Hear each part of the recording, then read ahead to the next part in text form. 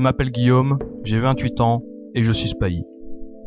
J'aurais pu naître un siècle plus tôt au Maroc, me prénommer Abdelkader et faire partie de ces spahis marocains qui débarquèrent en France le 29 août 1914. De la Grande Guerre, j'aurais connu, en fier cavalier, la première bataille de la Marne et la course à la mer. Tandis que le conflit s'enlisait dans les tranchées, j'aurais laissé de côté mon cheval pour aller combattre dans les boyaux de terre. J'aurais également vécu l'aventure du front d'Orient, en retrouvant mon cheval pour parcourir 3 ans durant les Balkans, tout en harcelant l'ennemi. J'aurais été de ce grand raid, de cette longue marche de 60 heures qui permit de déboucher, à travers la montagne, là où l'ennemi ne s'y attendait pas, le 29 septembre 1918. Ce jour-là, spahis et chasseurs d'Afrique prirent Tuskub. En coupant la retraite de l'ennemi, ils firent souffler un vent nouveau sur le front d'Orient, précipitant sa chute. En juillet 1920, j'aurais embarqué pour le Levant. 7 ans d'opération m'y attendaient jusqu'à ce que le calme revienne dans la région.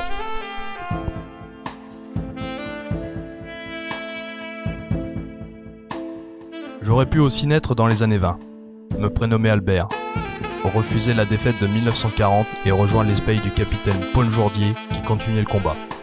Avec la Free French Flying Column, j'aurais pris part à la bataille d'El Alamein en novembre 1942, à la poursuite de l'Africa Corps de Rommel, d'Égypte jusqu'en Tunisie.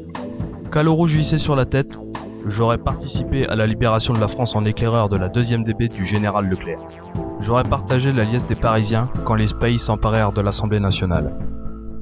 J'aurais vu mon camarade Maurice Lebrun hisser les 3 couleurs sur la flèche de la cathédrale de Strasbourg, honorant ainsi le serment de Koufra. Et si le hasard m'avait valu d'être affecté au 3e escadron, j'aurais été parmi les premiers à investir le Berghof, le nid d'aigle d'Hitler.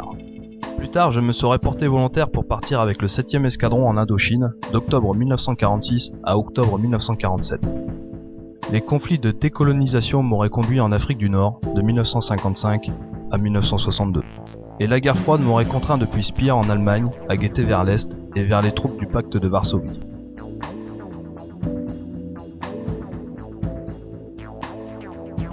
Mais voilà, je m'appelle Guillaume et je suis né en 1986 et je n'ai rien vécu de tout cela. J'ai vu la guerre du Golfe avec les yeux d'un enfant de 4 ans. Certes, lorsqu'ils sont revenus au régiment, les anciens de cette guerre m'ont raconté les sables d'Arabie Saoudite et du Koweït, la menace chimique, les champs de mines, l'attente, la guerre éclair terrestre. Et le retour triomphal à Valence, la liesse de la population et le sentiment d'appartenir à cette ville, d'y être chez soi. Les anciens m'ont aussi raconté l'ex-Yougoslavie, leur drame d'y avoir perdu l'un des leurs. Ils m'ont raconté leur fidélité au régiment, leur lien de camaraderie. Et moi, du haut de mes à peine plus de 20 ans, j'ai raconté l'aguerrissement, les préparations opérationnelles et l'Afghanistan. Guillaume, c'est moi, Abdelkader. Guillaume, c'est moi Albert. Toi et tes camarades êtes nos dignes héritiers. Nous sommes par-delà les générations, de la même famille, celle des spahis marocains. Notre burnous est notre signe de ralliement, l'affirmation de notre identité. Nous vous confions la garde de notre étendard. Les faits d'armes qui y figurent ont été écrits avec notre sang, nos larmes, notre sueur. Prenez-en soin. 511 des nôtres ont donné leur vie pour que cet étendard puisse flotter librement au vent.